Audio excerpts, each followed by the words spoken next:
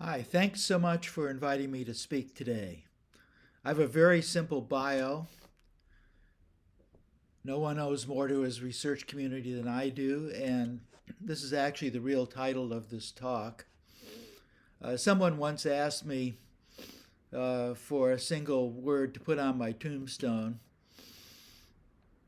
and I picked omni hyper curious. What that means is a little bit complicated, but if you take a look at what my apartment looked like, this is a recreation when I was an undergrad at the University of Colorado. You'll get an idea of the problem. And if you sort out this, I just tried to do a lot of different things. So I had a math major, and math means, in New York terms, infinities, shiminities. Doesn't matter. You can just do whatever you want in it as long as it's consistent in some way. I also majored in molecular biology, and biology means finities, but they are zillionities because no matter how much you zoom in, you still have trillions and trillions of processes interacting with each other. And I worked my way through school as a programmer at the National Center for Atmospheric Research, and computing means finities, but really only millionities, even today. But the catch is that you have to be nature. So in biology, nature has put together these complicated organizations of things, but when you're on a computer, you get to play nature and you have to figure out the complicated organizations. And my minors were anthropology and English, and these tied together with a deep interest in theater.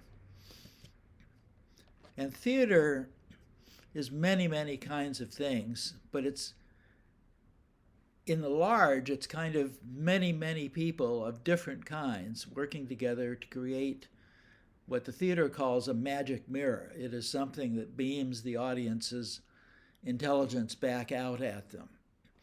So it encompasses so much of what makes us human. I spent quite a bit of time there. I was supposed to be working on my majors and minors, but in fact, I spent a lot of it in the theater. And by the time I got done with all of this in 1966, I was exhausted. And I was rescued by accidentally winding up in Salt Lake City at Merrill Engineering Building here and meeting this wonderful guy, Dave Evans, who on his desk had a pile of these brown covered reports from Lincoln Laboratory written by Ivan Sutherland about a new way to use computers. And he said, take this and read it, come back and talk to me about it tomorrow. And so when I read it, I found out about, in the early 60s, the experimental computer for the SAGE project, which was called the TX2, was enormous. It was the size of the building, it sort of was the building. And we learned to think about this as the time when there was only one personal computer. And that was when Ivan Sutherland got to use it from 3 o'clock in the morning to 6 o'clock in the morning because Wes Clark liked him. And here's what he did. This oscilloscope could only plot points, so he first had to write software to actually make it into a display. He had to invent rubber band lining. And then he did something wonderful. He allowed you to just sketch something and then tell the system what you wanted it to be. In this case, he said all of those lines had to be mutually perpendicular. You just saw the first clipping window ever done. And here he wants to make a hole in this flange. So he points to those and says, I want them to be parallel and connected to the top guy. And he's using them here as guidelines to make these dashes. So the constraint here is collinearity.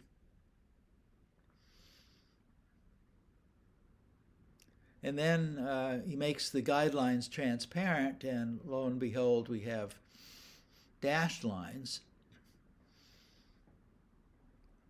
So he's made a hole in the flange. Now he wants to make a rivet to put in that hole. So he got some more ink and just sketches out the idea of a rivet.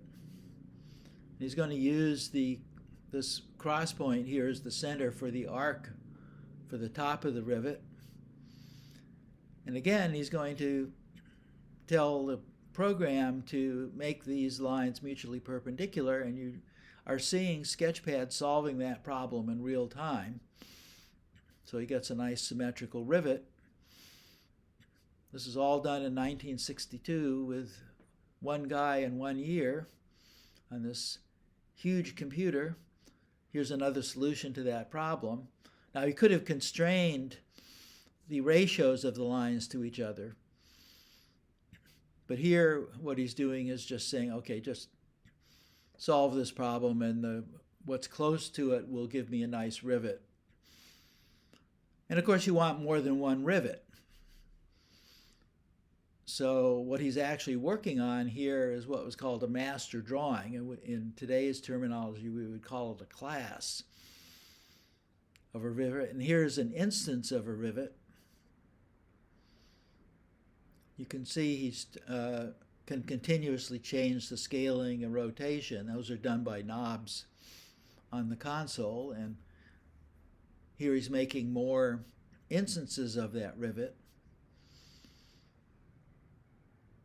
And he realized, oh, wait a minute, I don't want that crossbar, so I'll make them transparent on the master drawing, and that means all the instances will also reflect that. So we think of that as part of what we call object-oriented programming today.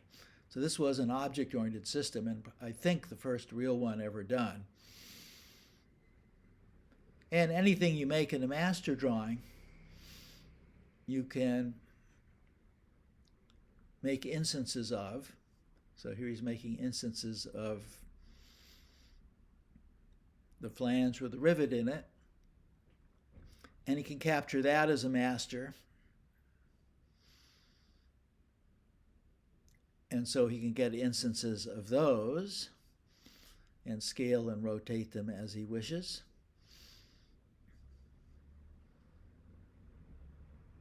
And in fact, all of the alphanumeric information he could display was also done this way by just drawing them into the system. So here's a close-up of the console, and you see Ivan sitting at it with a light pen in his hand, and on the screen we see something that looks like a truss bridge. And unfortunately there isn't a movie available of this, so we did a recreation of kind of how this truss bridge worked in Sketchpad. So here's the console. We zoom in, and as before, we can construct the truss bridge by just, now we've turned on gravity, which is trying to make the masses go to the bottom of the screen, and you see the stresses and strains on these beams here being expressed, and you see them change as we put weights on them. This made me think of what we were doing at NCAR with trying to simulate the weather, that what we really wanted was something that was interactive, real-time model of the universe that we're interested in that would allow us to try out different situations. So I think of this as the real birth of computer-aided design, but not just CAD, but also SIM. And it brought home to me something that I sort of understood, but not as well as I should have. It means that when you simulate one computer on another, you don't have to simulate the kind of computer that is generally around. What Sketchpad was was a design of an entirely new kind of computer, not just interactive and not just graphical, but in fact, with this object-oriented structure that was completely general, that had many sophisticated techniques internally to allow it to work, including one of the very first garbage collectors with an inverted pointer collection. And this thing that the ability to make a drawing and put constraints on it also allowed the drawing to act out what the constraints were because of the way the constraint solvers work. Sketchpad actually had 3 constraint solvers all working together, and it knew nothing about bridges before we did the bridge, but in fact a beam on a bridge is a kind of a spring. It's a thing that's trying to maintain its length, and Ivan did a very clever thing. He decided not to try and exactly solve constraints because this is an engineering project, but what he wanted to do was to try and minimize the total error over the actual design. And this allowed approximate solutions to be done, and a bridge is actually an approximate solution to the constraints that are put on it. And the differences between what you wanted, which is constant length on the beam, and what you get, which is beams stretching and being compressed, actually tells you what the physical forces on the beam are going to be like. And then Sketchpad had perhaps not certainly one of the first graphical user interfaces, but what was interesting about it is that instead of telling Sketchpad how to do things, you told Sketchpad what you wanted. You programmed it in terms of requirements in the common sense world of the user, and Sketchpad did the work to try and turn those common sense requirements into something that all worked together. So this system shocked me completely. I asked Ivan, how could you have done this by yourself in 1 year? And he said, well, I didn't know it was hard. Of course, we know Ivan has done this a few times since then. But in my limited experience, I'd never seen anything like this in spite of the fact that I've been programming for 5 years. And my first thought was, well, shouldn't all interactive computing be like this? You just need a computer that's a lot smaller than a building. And once you've seen Sketchpad, I started seeing other things like Simula. I saw interactive time-sharing system. I saw Project Genie at Berkeley, where David Evans had come from. The ARPANET was a proposal at that time.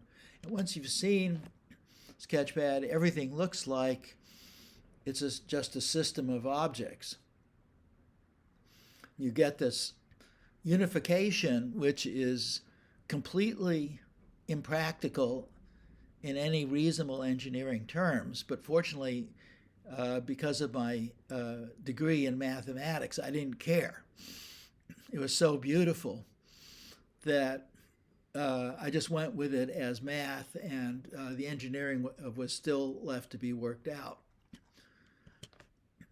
And I had shown up in the middle of the fall term, and Dave said to me, there are about 7 weeks until the new term. What would you like to do with your time? And I said, well, if it was up to me, I'd go to the library and I'd read everything about computing from the last 15 years, because I don't know anything. I just know how to program. And I would Xerox every article that I wanted to study further. And he said, okay, go ahead. Gave me a unlimited Xerox account, and I wound up reading thousands of articles and Xeroxed off about 200 of them for further study. These are some of them.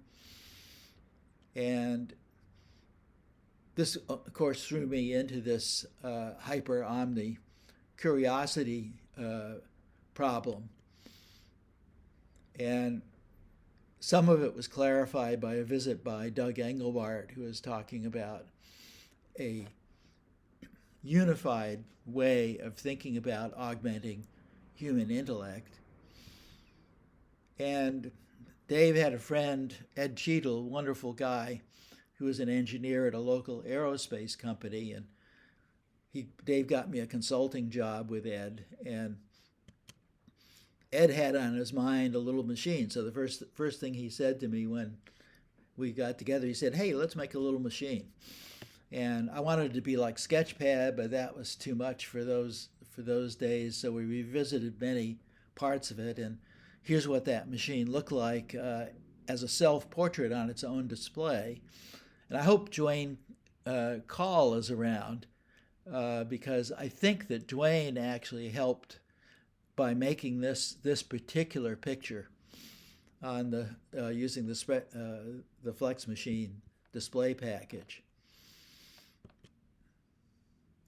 Then there's an incredible idiosyncratic guy by the name of Bob Barton, who David had convinced to be a professor against his will for a year or two at Utah. And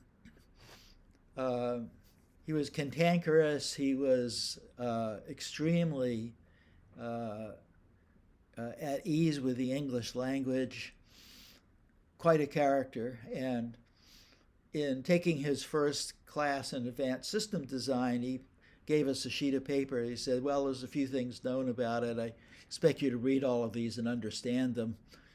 But then he said, "It is my job to firmly disabuse you of any fond notions you might have brought into this classroom." And he conducted this class by taking anything that we believed in regarding computing and showing why it was BS or didn't scale or had some other bad properties. And this included things he actually believed in also. So this is a really great experience. I hope you all get a chance to go through it, is to have somebody really good. This guy was a genius. Garbage collect your mind. That's what he did. And those of us who survived that class were set free to think about just anything we wanted to. But this guy did not like to talk to students. And so I wanted to talk to him, and some of my friends said, "Well, you know, he likes to read, you like to read." For instance, he likes Marshall McLuhan.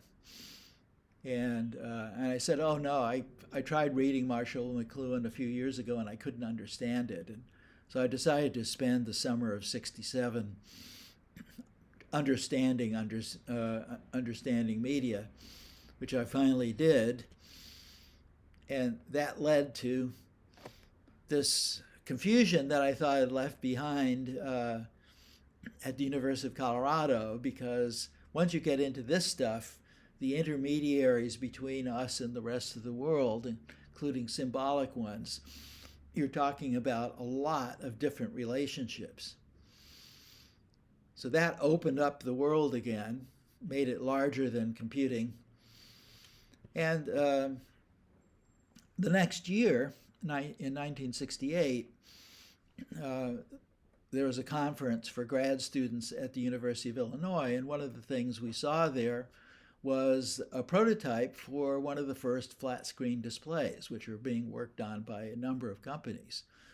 But the reality of it stuck in our minds. So one of the questions was, what would it take to put a flex machine like Cheadle and I had been working on the back of one of these displays?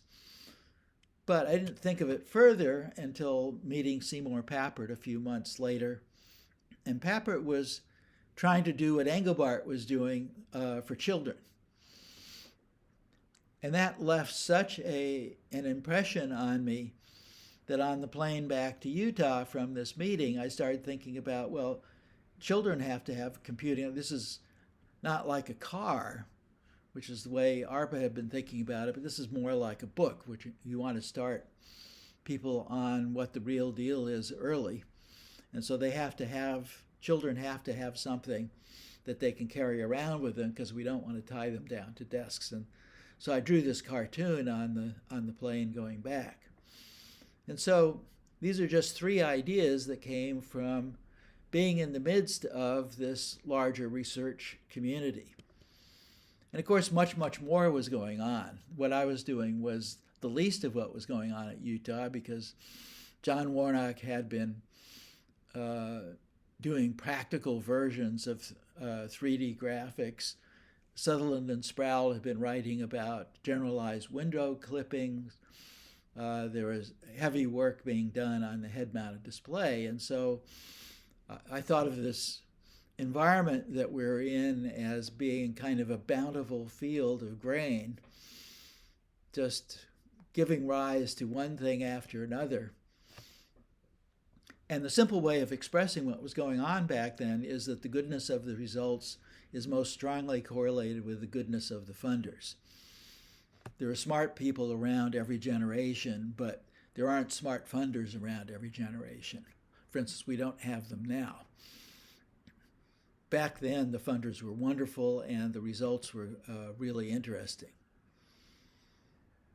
And of course, these ideas traveled. So when I went to Xerox PARC a few years later, these three things that I've been working on came along with me. But of course, Bob Flegel was already there with his ideas about bicubic splines from Utah. And also from Utah was Jim Curry, already there working on BCPL as one of the implementation languages that was going to be used there. And a whole bunch of people showed up. Some of Engelbart's people showed up, Butler Lamson and Chuck Thacker showed up from Berkeley. And everybody had a set of ideas that they wanted to work on. So this is a very rich concentration.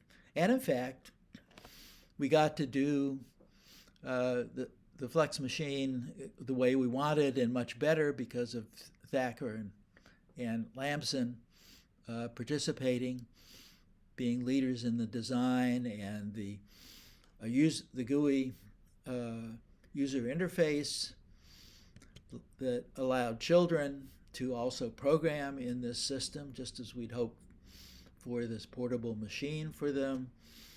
And in fact, all of this particular software was done as the Internet Network Virtual Computers that I thought was a good idea. We did the engineering on it. The WYSIWYG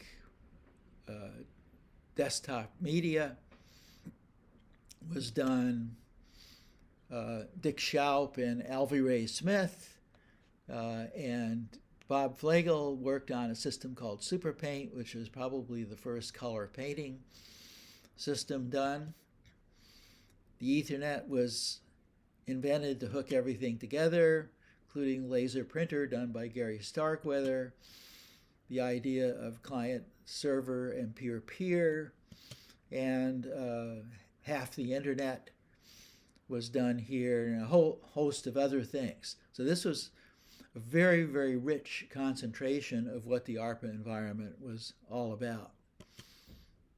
And again, the goodness of the results here is most strongly correlated with the goodness of the funders. Secret sauce. Well, I think it was how well the ARPA PARC community intercooperated with each other. There are very few rivalries.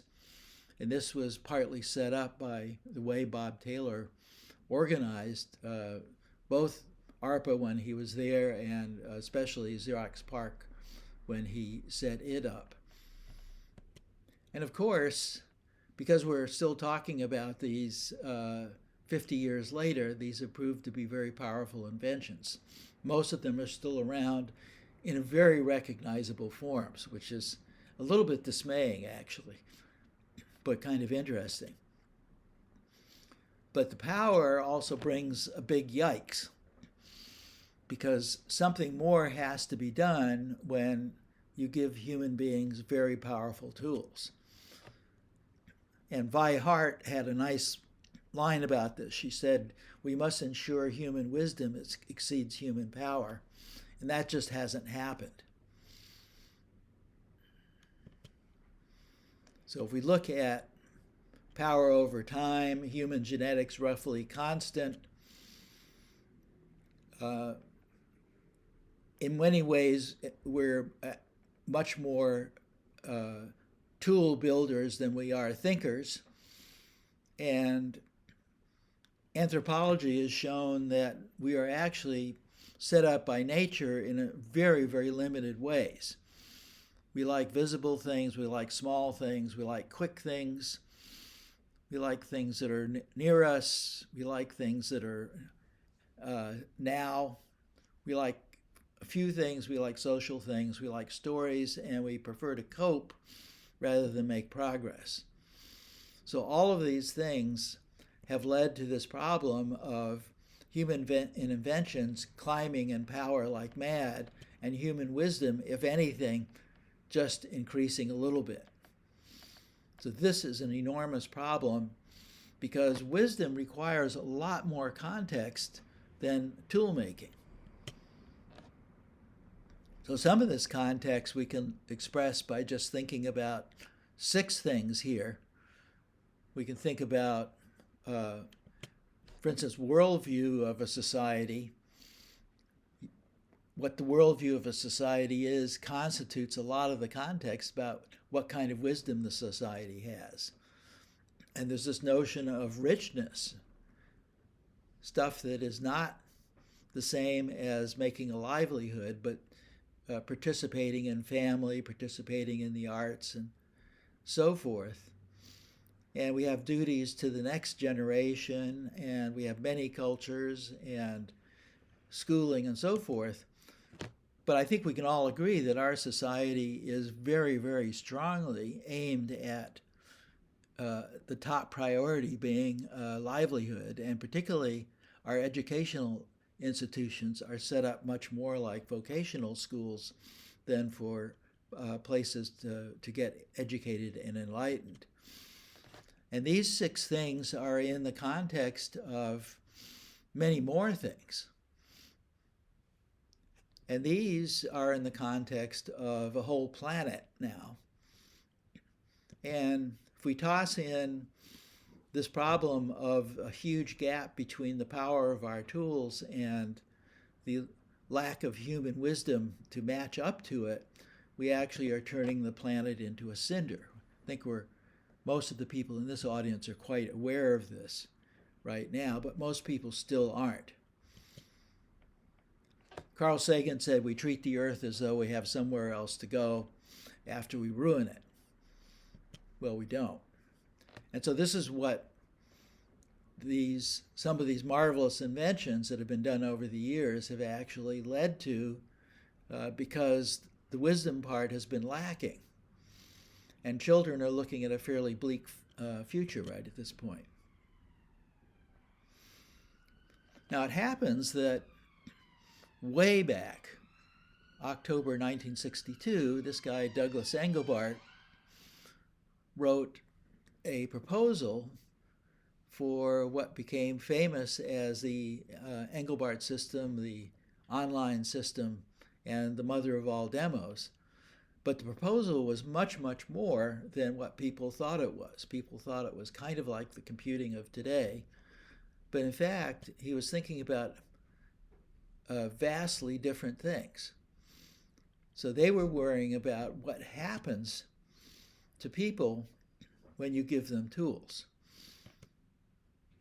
So you give a human a powerful agency, and you might add on AI and computer-aided design and internet and simulation and so forth, just the whole bunch of it, and ask what is the human learning from using tools.